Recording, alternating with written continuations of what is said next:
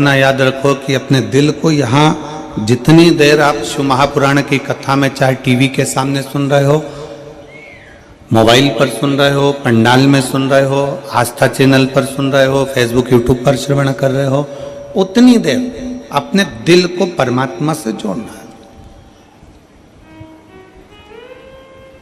उतनी देर अपने मन को भगवान से जोड़ो।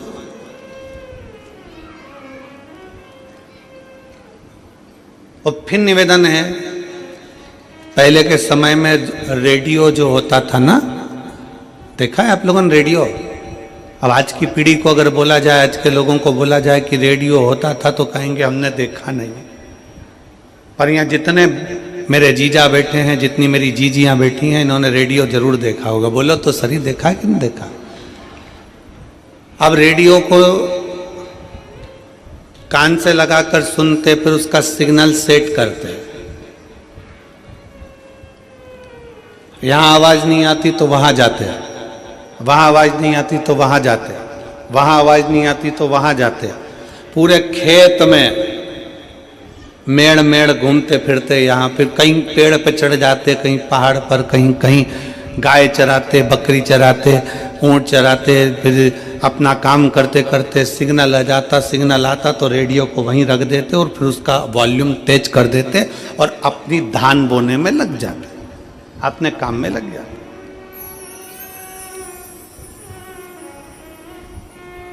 और जब तक रेडियो का सिग्नल नहीं मिलता तब तक बेचैन रहते। मिल ही नहीं रहा सिग्नल, तो आ ही नहीं रहा।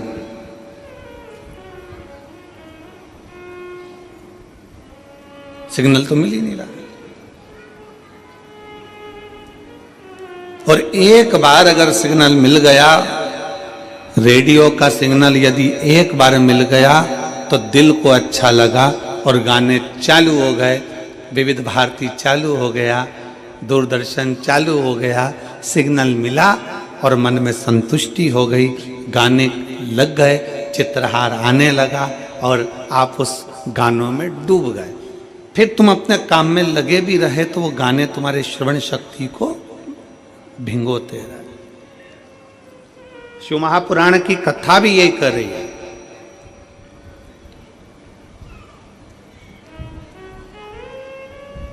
जहां जहां कथा होती है, अभी रायपुर में कथा थी 2024 के एंड में, जब रायपुर में कथा हुई, इतना भीड़ हो गया, इतना भीड़ हो गया, इतना भीड़ हो गया कि सारे मोबाइलों ने काम करना बंद कर दिया। अब रायपुर में तो जिसमें इतने सिग्नल लगे, तो भी रायपुर में जहां कथा हो रही थी उसके 1.5 से 2 किलोमीटर के दायरे में मोबाइल नहीं चल रहे थे, सिग्नल बंद।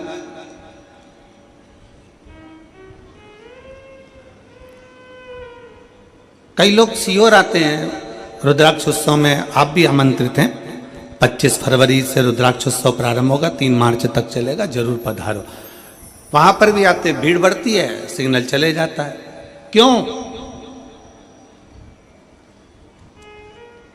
किसी मेले में सिग्नल नहीं जाता, पर कथा चालू हुई और सिग्नल तुम्हारे मोबाइल का गायब, क्योंकि भगवान भी चाहता है कि मोबाइल का सिग्नल मत मिला, दिल का सिग्नल शिव पुराण से मिला तो हो सकता है कि तेरा कार्य सफल हो।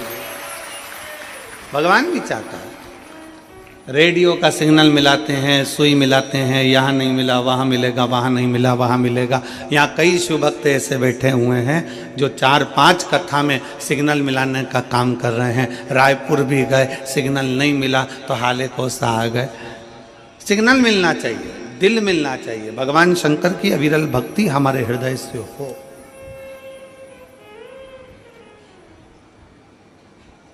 शिव तत्व हमारे भीतर विराजमान हो और किसी आडंबर से कभी शिव तत्व नहीं मिलता, किसी दिखावे से कभी शिव तत्व नहीं मिलता। कोई तुमसे कह दे कि मेरे पास आकर बैठ जाओ, मैं तुम्हें गड़ा हुआ धन निकाल कर दे दूंगा, वहां से शिव तत्व प्राप्त नहीं है। कोई कह दे कि मेरे पास आओ, मैं तुम्हारा भाग्य सुधार दूंगा, वहां से शिव तत्व की प्राप्ति नहीं है। शिव तत्व की प्राप्ति है अपना कर्म, अपनी मेहनत, अपनी लगन, अपने को खुद करना, अपन को स्वयं धारण करना। और मैंने तेरे ही भरोसे बाबा, तेरे ही भरोसे से हवा बिच उड़ती जावांगी, बाबा डोर हथो छड़ी ना मैं कटी जावांगी, भोले मैं तेरी पतंग, शंभो मैं तेरी। कल हमने आशीष से कहा था कि साउंड वाले को बुलाकर बोलो।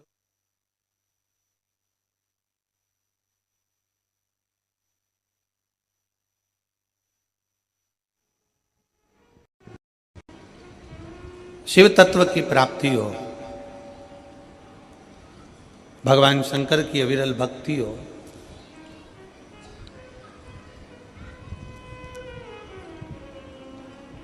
अपने दिल का, अपने मन का, अपने चित्त का, अपने हृदय का नेटवर्क, अपने हृदय की भक्ति का भाव सिग्नल मिलाइए। शिव मंदिर में जाओ, भगवान शंकर के मंदिर में एक लोटा जल चढ़ाने के लिए जाओ, शंकर जी की भक्ति करने के लिए जाओ, वहाँ जितनी देर बैठो उतनी देर अपने दिल का सिग्नल मिलाओ। श्री शिवाय नमस्तुभ्यम कहते कहते अपने मन के भाव भगवान शंकर से कहो।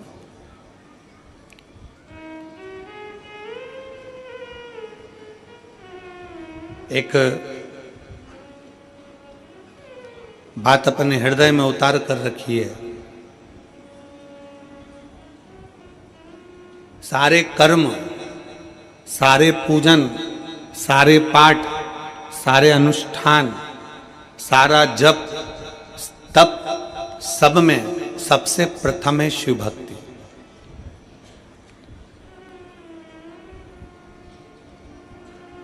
आपके पास में कितना धन है, आपके पास में कितना वैभव है, आपका कितना तप है,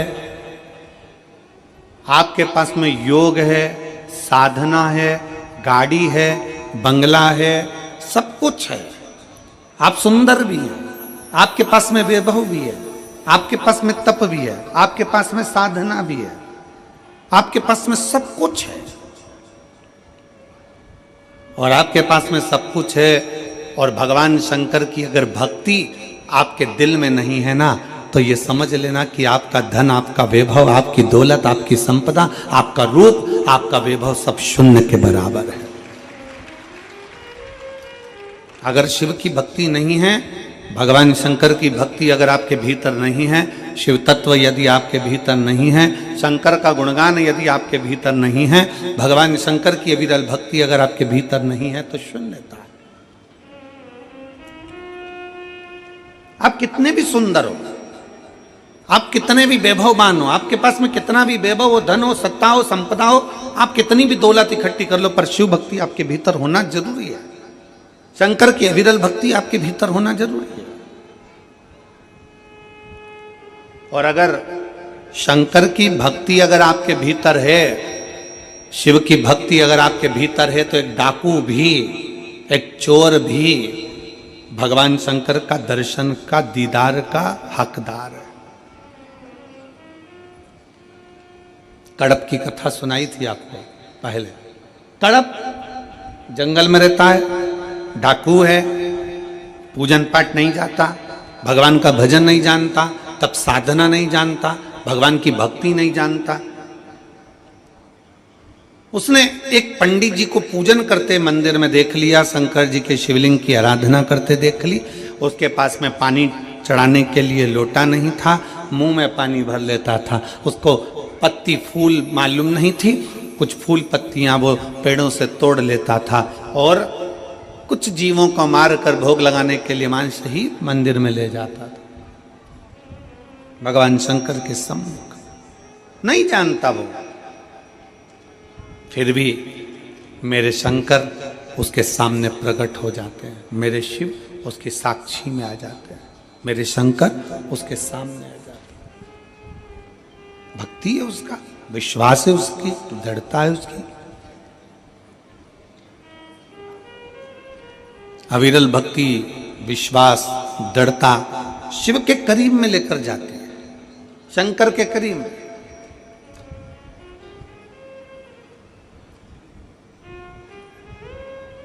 भगवान कभी तुम्हारा वैभव नहीं देखेगा, भगवान तुम्हारा कभी धन नहीं देखेगा, भगवान कभी तुम्हारी संपदा नहीं देखेगा, भगवान कभी तुम्हारा धन वैभव संपदा, तुम्हारी काया, तुम्हारी माया, तुम्हारा जो भी है धन वैभव, ये मेरा भगवान नहीं देखेगा। भगवान अगर देखेगा, मेरा शिव अगर कुछ देखता है तो केवल जैसे रामचरितमानस में तुलसी बाबा ने लिख दिया कि निर्मल मन सो मोहि पावा, मोहि छल छिद्र कपट ना भावा।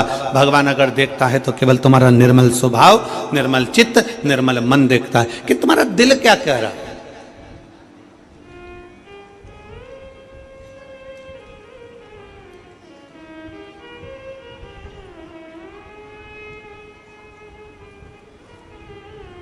भगवान शंकर की भक्ति करने वाला, भगवान की भक्ति करने वाला, भगवान का भजन करने वाला, भगवान का स्मरण करने वाला, भगवत नाम में डूबने वाला, चाहे वो ब्राह्मण हो, क्षत्रिय हो, वैश्य हो, शूद्र हो, कोई भी हो, अगर वो भगवान की विरल भक्ति में रमा हुआ है, भगवान के भजन में रमा हुआ है, तो भगवान उसके करीब में आ ही जाते।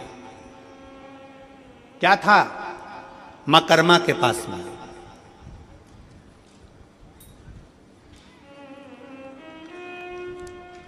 क्या था मां कर्मा जी के पास में?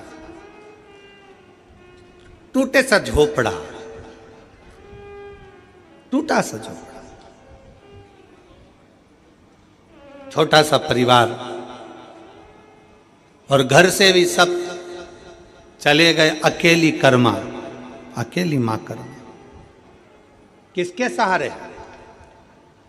दुनिया के लोग कहते हैं वो हमारी माता जी चली गई, कोई कहे हमारा पिताजी चले गया, कोई कि हमारे घर के लोगों ने हमें धक्का मार कर निकाल दिया, कोई कहे यहाँ से हमको निकाल दिया, कोई कहे वहाँ से हमको निकाल दिया, मैं तो अकेली हूँ। कोई कहता है कि मैं अकेली हूँ, कोई कह रहा है कि मैं अकेला हूँ, अकेला हूँ। शिव महापुराण की कथा कहती है, भगवान शंकर का चरित्र कहता है, शिव तत्व कहता है, भगवान शंकर का गुणगान कहता है, शिव तत्व कह रहा है, भगवान शंकर का चरित्र कह रहा है। अगर आप कहते हो कि आप अकेले हो, शंकर की कथा कहती है कि भगवान शंकर से माता पार्वती जी ने पूछा कि माता के गर्भ से बच्चे का जन्म होगा और माँ के गर्भ से बच्चा जन्म लेगा, तो माता के गर्भ से जब बच्चा जन्म लेगा तो उसका वैभव, उसका धन, उसकी संपदा, उसकी दौलत, उसके लिए वैभव सब कुछ कौन देगा? शंकर भगवान कहते हैं जब माता के गर्भ में बच्चा आता है, एक पिंड के रूप में आता है, केवल एक पिंड के रूप में, इसलिए मरने के बाद व्यक्ति का पिंडदान होता है। माता के गर्भ में जब बच्चा आता है एक पिंड के रूप में आता है, इसलिए मरने के बाद व्यक्ति का पिंडदान होता है। माता के गर्भ में जब बच्चा पिंड के रूप में रहता है तो वो मेरा ही एक स्मरण करता है, जैसे पानी में बुलबुला आया और उस बुलबुले में एक बिंदु नजर आता है, वो मैं शिव हूं, उसी तरह पिंड में भी शिव है और आखिरी तक पिंडदान तक भी शिव रहता है। समझना है पार्वती, जब बच्चा गर्भ में आता है, उस गर्भस्थ बच्चे से लेकर जब उसके प्राण छूटते हैं तब तक भगवान शिव कहते हैं मैं उसके साथ, उसको अकेला नहीं छोड़ता, उसके कदम से कदम मिलाकर साथ चलता रहता हूं, उसके साथ आगे बढ़ता रहता हूं। वो अकेला नहीं है पार्वती, मैं उसके साथ हूँ, वो मेरे हर पल, हर घड़ी, हर क्षण मैं उसका साथ देता हूँ, हर पल, हर घड़ी, हर क्षण मैं उसके साथ हूँ।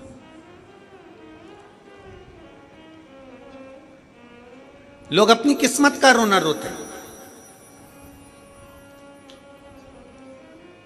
हे भगवान तूने मेरी किस्मत कैसी बनाई। दुकान नहीं चले तो लोग कहने लगे हे भगवान तूने मेरी किस्मत कैसी बनाई। फैक्ट्री नहीं चले तो कहे हे भगवान तूने मेरी किस्मत कैसी बनाई।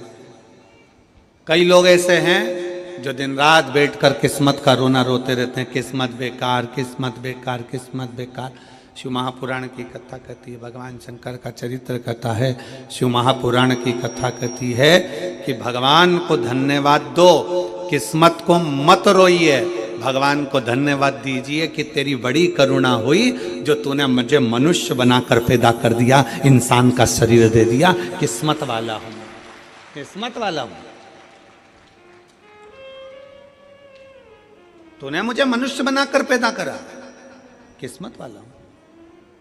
तुझे मुझे मानव का शरीर दिया, किस्मत वाला हूं।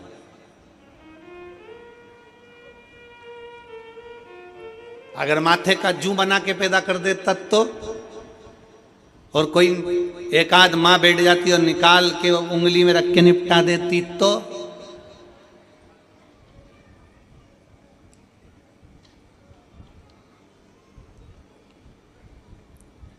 वो धान में पड़ जाए, चावल में घुन पड़ जाता, घुन बना देता तो, चींटी, इल्ली, कीट, पतंगा कुछ बनाकर पैदा कर देता तो। धन्यवाद दोस्त देवादिदेव महादेव को, किस्मत को कभी मत कोसो, भगवान को धन्यवाद दो कि तूने मुझे पूरा शरीर दिया, मुझे मानव की देह दी, मानव का शरीर दिया। ये तुझे साधुवाद है। जिसके पांव काम नहीं करते उससे पूछो कि उसके चरण की कीमत क्या है। जिसका हाथ काम नहीं करता उससे पूछो कि हाथ की कीमत क्या है। जो देख नहीं सकता उससे पूछो कि नेत्र की कीमत क्या है। जिसकी वाणी नहीं है उससे पूछो कि जिह्वा की कीमत क्या है। जो सुन नहीं सकता उससे पूछो कि तुम्हारे कान की कीमत, श्रवण शक्ति की कीमत क्या है, उससे पूछो। जिसका शरीर बेकार है, जिसका शरीर बेकार है उससे पूछो कि शरीर की कीमत क्या है। शरीर की कीमत है क्या, उससे पूछा जाए।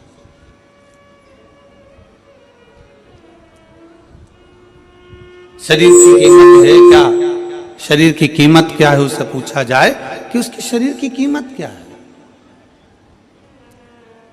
एक पत्र है,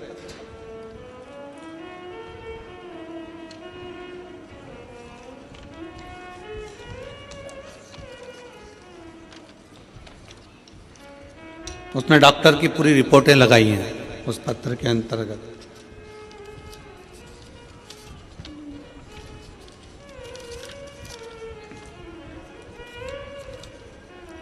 राखी अभिषेक सोनी,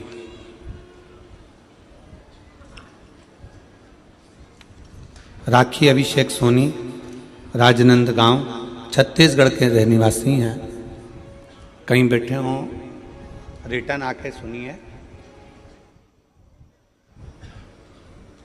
राखी अभिषेक सोनी राजनांदगांव, कहीं बैठे हों, आप ही हैं। बच्चा आया है साथ में, आ जाओ, लेकर आ जाइए। राजनांदगांव मोबाइल नंबर मेरा ये है। पत्र को आप लोग एलईडी पर पढ़ सकते हैं।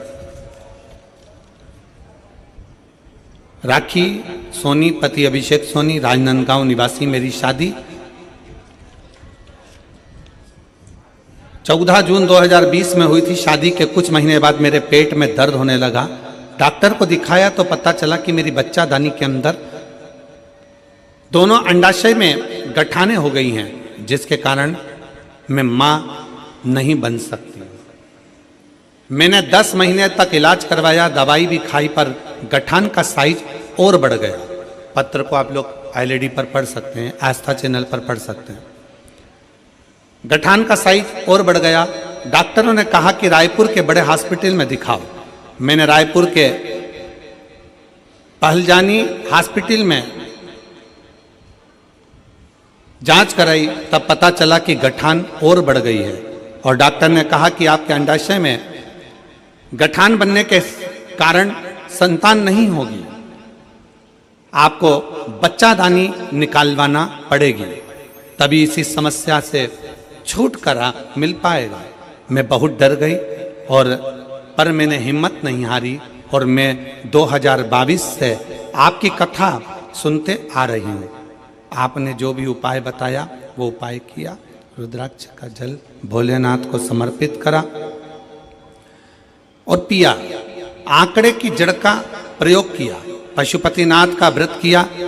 उसके पश्चात सियोर गई, कुबेरेश्वर धाम जाकर वहां से बाबा से विनती करी, मेरी झोरी भर दो।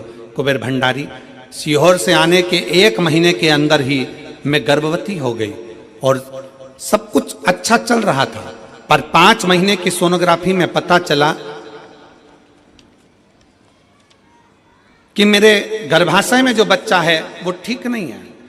मैंने भोलेनाथ पर पूर्ण विश्वास करा सब कुछ बाबा पर छोड़ दिया, बेलपत्र का प्रयोग किया और आखिरी में बाबा की ऐसी कृपा हुई कि 29/11/2023 को मेरे यहाँ स्वस्थ संतान का जन्म हुआ। मैं बाबा को यहाँ प्रणाम करने के लिए आई हूँ। गुरुदेव, अब पेट में गांठ भी नहीं और बाबा की कृपा से मुझे संतान भी हो गई। ये मेरी बेटी का फोटो है और उसकी सारी रिपोर्ट, जो गठान थी, वो जो गांठें बताई गई थी उसकी रिपोर्ट, और जो बच्चा बेकार हुआ था गर्भ में उसकी रिपोर्ट सब लगा रही हूँ। और आज मेरा बच्चा स्वस्थ है। मैं बाबा को यहाँ प्रणाम करने के लिए आई हूँ।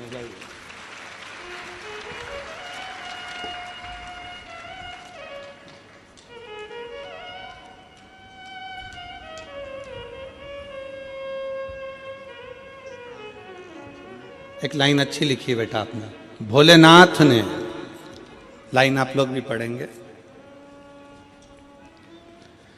कोई जल्दी बनता है, कोई लेट बनता है, पर शिव को जल चढ़ाने वाला एक दिन सेठ जरूर बनता है।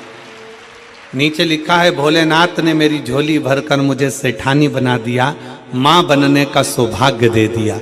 मैं बाबा को प्रणाम करती हूँ।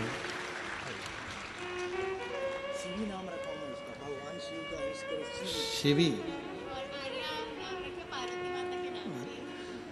शंकर जी के नाम पर ही बच्ची का नाम शिवी रखा गया। एक बार जोरदार ताली बजाएं। साधु का शंभो, शिवो, शंभो।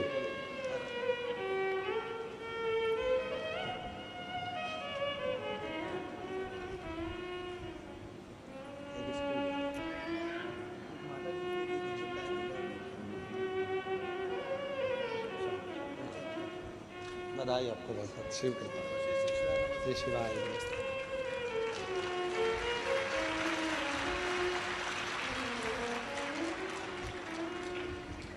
शिव तत्व की प्राप्ति हो, भगवान शंकर की भक्ति हो, शिव स्मरण हो, शिव उपासना हो। पत्र में उन्होंने एक बात लिखी,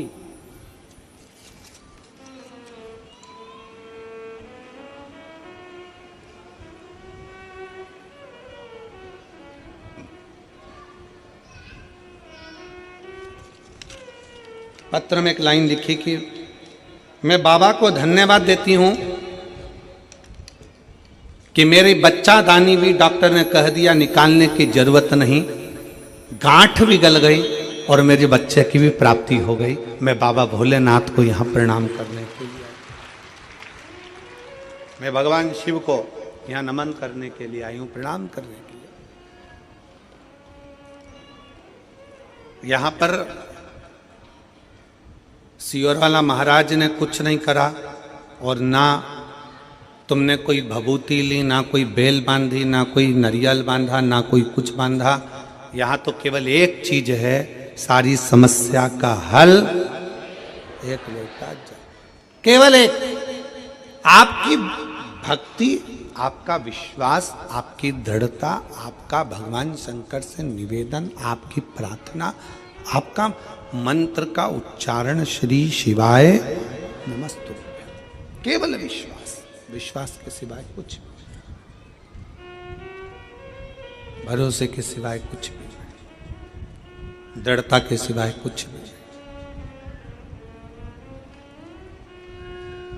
केवल एक भक्ति, केवल एक विश्वास, केवल एक दृढ़ता। और ये आपके ऊपर निर्भर है।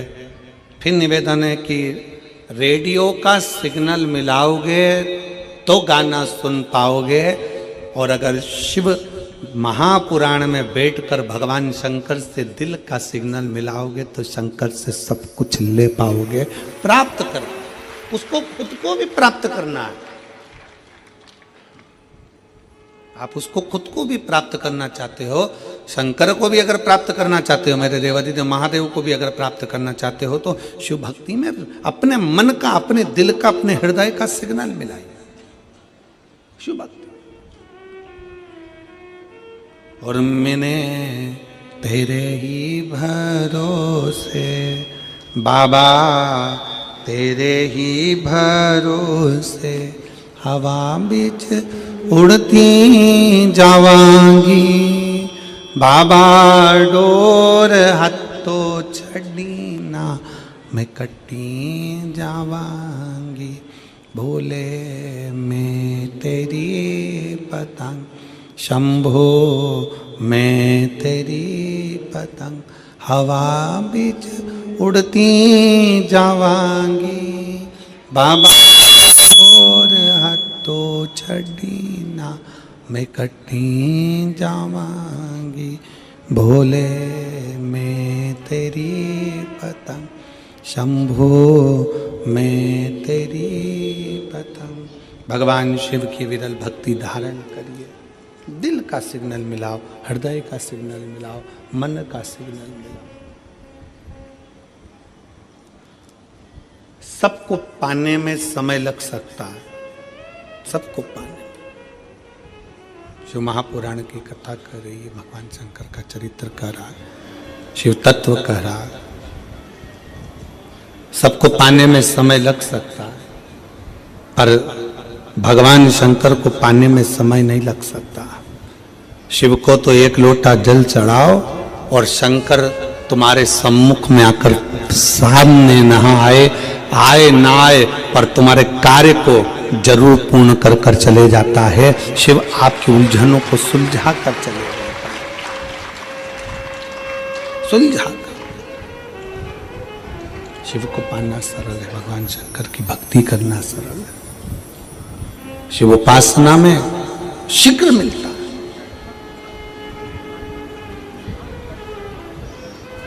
आपके ऊपर निर्भर करता है कि आप कितना अपने को कीमत वाला बना सकते हो। एक बेटे ने अपने बाप से पूछा, अपने पिताजी से पूछा, पिताजी मुझे कुछ पूछना है आपसे। पिताजी ने पूछा, क्या पूछना है, बोलो। मुझे पूछना इतना है कि मनुष्य अपनी कीमत कैसे आंक सकता है?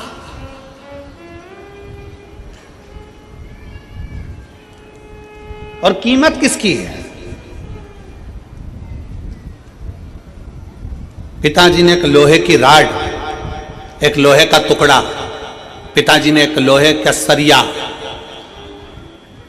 जो कालम बिम में एक सरिया डलता है लोहे का, वो पिताजी ने उसको दे दिया, ले बाजार में पूछ किया इसकी कीमत क्या।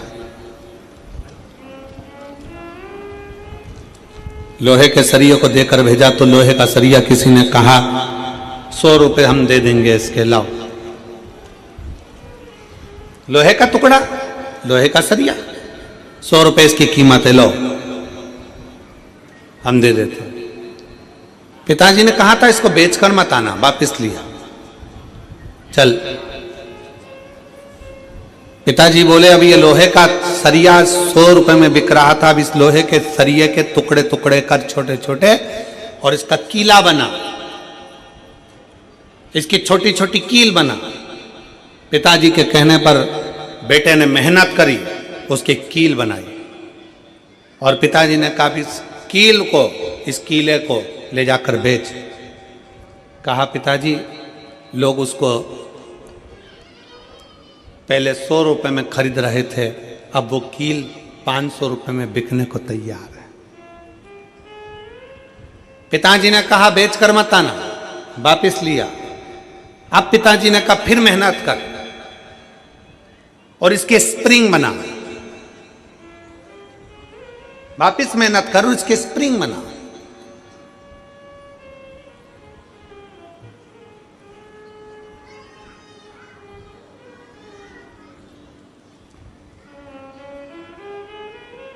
अब उसके स्प्रिंग बनाए गए और उस स्प्रिंग को बाजार में ले जाकर पूछा कितने का है। कहा ये 1000 रुपये कीमत का हम ले सकते हैं।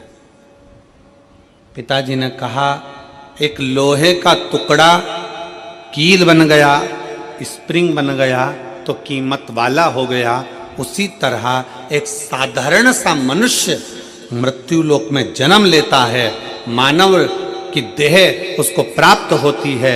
एक मनुष्य जन्म लेता है, जन्म लेने के बाद उस अपने शरीर का वो किस तरह से प्रयोग कर रहा है, कितनी मेहनत कर रहा है, कितनी लगनता से काम कर रहा है, कितने परिश्रम से काम कर रहा है, वो अपनी कीमत स्वयं बना सकता है। और जब वो कीमत वाला बनता चले जाता है तब समझना कि उसकी जिंदगी में कुछ उसने अपना अच्छा करा है, अच्छा करा है।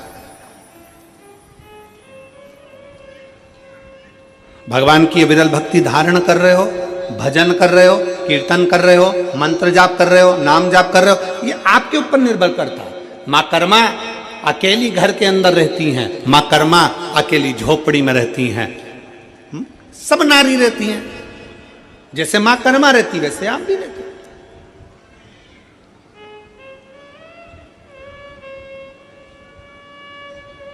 संत रविदास जी चमड़े का जूता बनाते हैं, चर्मकार है, चमड़े का जूता बना रहे। बहुत सारे, पर रविदास जी ने चमड़े का जूता बनाते बनाते बनाते बनाते भगवान की इतनी भक्ति कर ली कि भारत की भूमि पर संत रविदास जी को आज भी पूजा जाता है। आज भी पूजते हैं संत रविदास जी को।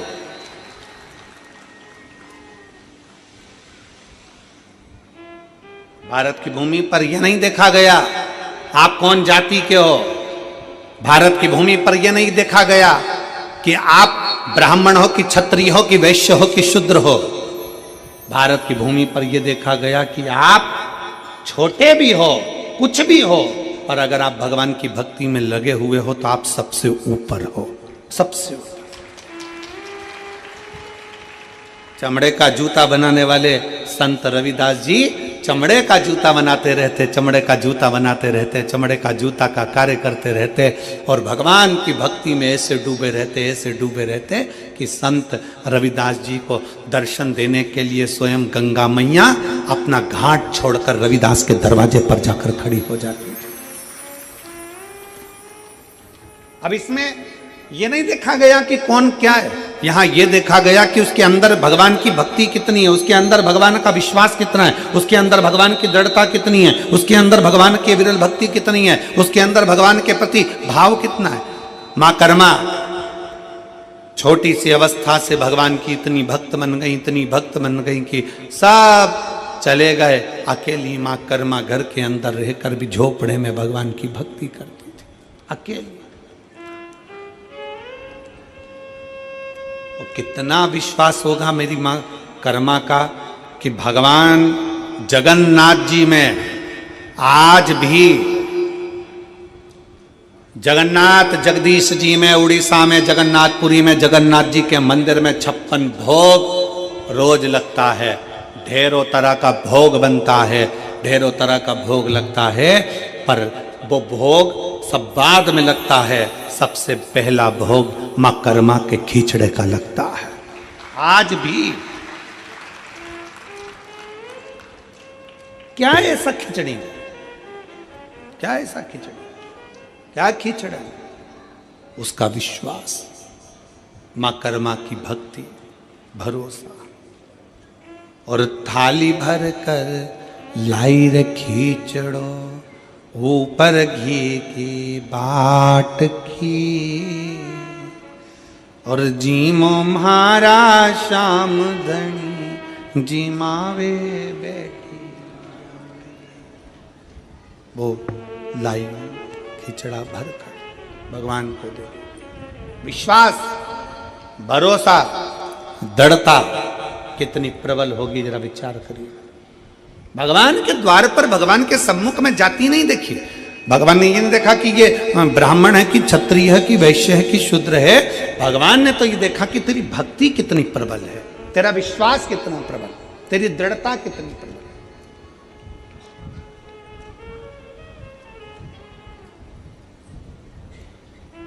और यदि भक्ति प्रबल हो, विश्वास प्रबल हो, दृढ़ता प्रबल हो तो परमात्मा क्यों ना बोले। और साचो प्रेम प्रभु में होवे, तो मूरत बोले काट की। अगर सच्ची भक्ति है, सच्चा विश्वास है, सच्ची दृढ़ता है, तो सामने जो पाषाण की मूर्ति है, लकड़ की मूर्ति है, पत्थर की मूर्ति है, प्लास्टिक की मूर्ति है, कांच की मूर्ति है, चीनी की मूर्ति है, पाषाण की मूर्ति है, रेत की मूर्ति है, वो भी बोल जाती है कि परमात्मा इसमें विराजमान है। वो भी बोल जाती है। कितना सुंदर चरित्र है। अर्जुन का नियम था, हमने ये प्रसंग पहले भी सुनाया। अर्जुन का नियम था, युधिष्ठिर का नियम था, सबसे पहले शंकर भगवान को जल चढ़ाते थे, उसके बाद भोजन करते थे। प्रतिदिन उनका नियम था शिव की आराधना करना, फिर भोजन करना। अब वन में चले गए, पांडव को वन भेज दिया गया, पांडव वन में गए। पांडव जब वन में गए तो वन में जाने के बाद पांडवों ने एक दिन शंकर भगवान का, कोई शंकर का मंदिर नहीं मिला, कोई शिवलिंग नहीं मिला। शिवलिंग नहीं मिला तो अर्जुन भूखे थे, युधिष्ठिर भूखे थे, प्यासे थे, पानी भी नहीं पी रहे, भोजन भी नहीं कर रहे। भीम ने उनकी हंसी उड़ाई। भीम ने कहा पानी नहीं मिल रहा पीने को क्या? भीम ने कहा भोजन रखा है खाओ। अर्जुन कहते हैं बिना शंकर की आराधना के, बिना शिव को जल चढ़ाए, बिना शंकर की भक्ति के मैं कुछ खा नहीं सकता, बिना शंकर की आराधना के मैं कुछ ले नहीं सकता। अर्जुन जब बोले, भीम को लगा ये मेरे भाई हैं, ऐसे जल पी नहीं सकते, भोजन कर नहीं सकते, तो भीम ने तुरंत एक काम करा, एक पेड़ को काट दिया। पेड़ को काटा और जड़ उसकी रह गई, उस जड़ को भीम ने घिस घिस कर शंकर का शिवलिंग बना दिया। और शिवलिंग बनाकर कह दिया ये रहे तुम्हारे शंकर जी, चढ़ा लो जल और पी लो पानी। भगवान शंकर को देखकर अर्जुन और युधिष्ठिर ने जल चढ़ाया, जल चढ़ाकर पानी पी लिया। घर पर आए, भीम ठाका लगाकर हंसने लगा, खूब हंसा, मैंने तुम लोगों को मूर्ख बना दिया, पागल बना दिया। एक पेड़ को काटा, उसकी जड़ वहां रख दी और उस जड़ को तुमने शंकर का शिवलिंग समझ लिया और शिवलिंग समझकर तुमने पानी पी लिया। मैंने तुमको मूर्ख बना दिया, मैंने तुमको पागल बना दिया, मैंने तुमको पागल बनाया, मैंने तुमको मूर्ख बनाया। अर्जुन ने कहा नहीं, तुमने भले पेड़ की जड़ रखी हो पर हमारे लिए है तो वो शंकर का, जम के बोलो, शिवलिंग है। हमारे लिए वो शंकर का शिवलिंग।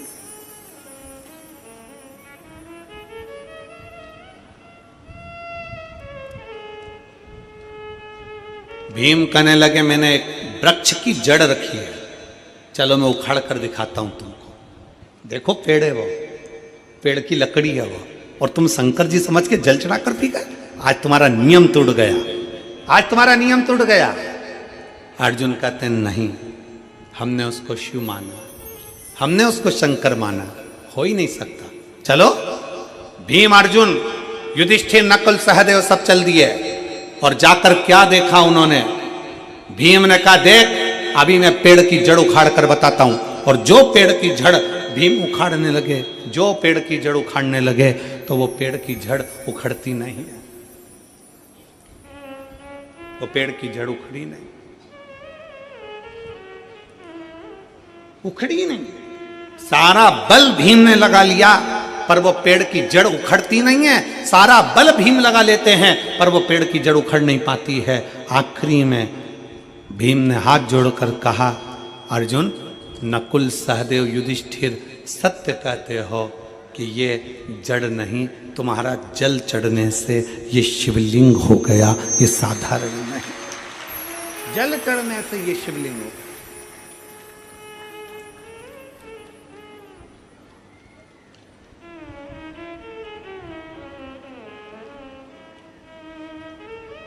आप जिस शिवालय में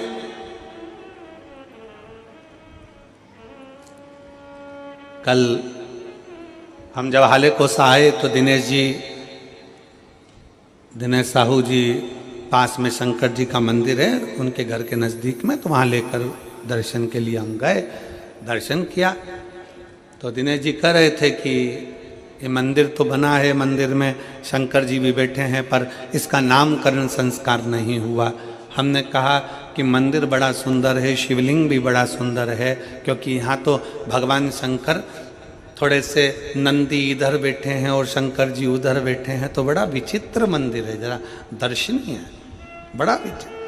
तो हमने कहा ये तो केवल एक नर्मदेश्वर ही हो सकते हैं जो कहीं पर भी बैठकर किसी भी अलमस्ती के साथ में विराजमान हो सकते हैं, केवल एक नर्मदेश्वर।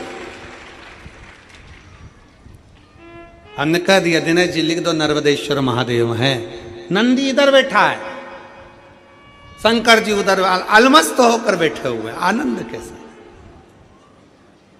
उनकी मस्ती। आप कहीं पर भी किसी रूप में, आपके घर में अगर छोटा सा शिवलिंग है, आपके घर में अगर छोटा सा शंकर का शिवलिंग विराजमान है और आप उसकी भक्ति में डूबे हुए हो, आप उसको हल्का मत समझना, आप उसे पत्थर का मत समझना, आप उसे चीनी का मत समझना, आप उसे कांच का मत समझना, आप उसे साधारण मत समझना। आपका जल आप जब शंकर जी को चढ़ा रहे हो तो लकड़ी, पेड़ की जड़ भी जब शंकर का शिवलिंग हो सकती है, तो हमारे घर में रखा हुआ शिवलिंग भी शंकर का एक स्वरूप हो सकता है, वो प्रबल हो सकता है। प्रबल एक पत्र है,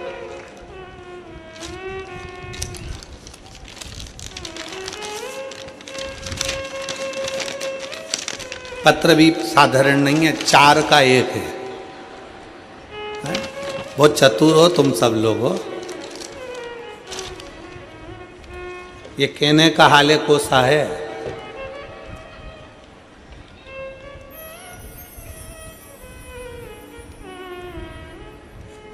कहने का हाले कोसा है, पर मायने में तो ये पूरे हाल बता देता है, ऐसा कोसा है, कोई साधारण नहीं है महाराज। छोटा सा गांव, पर मैं धन्यवाद दूंगा इस ग्रामीण क्षेत्र के रहवासियों को। छोटा गांव होने के बाद भी मन बड़ा मोटा है, दिल बड़ा रखते हैं यहाँ के लोग, इसलिए यह हाले कोसा है, दिल बड़ा है। ये देखो हमारा हाले कोसा, आप लोग एलईडी पर देख रहे होंगे, ये छोटा सा गांव जहां से शुरू हुआ वहीं पर विराम हो गया।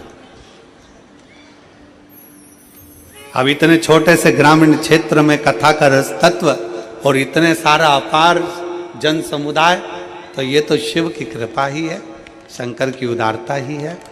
और फिर निवेदन है, ये कभी मत सोचना कि गांव अपना छोटा है, ये कभी मत सोचना कि अपने गांव के घर छोटे हैं, बस ये सोचना कि अपने गांव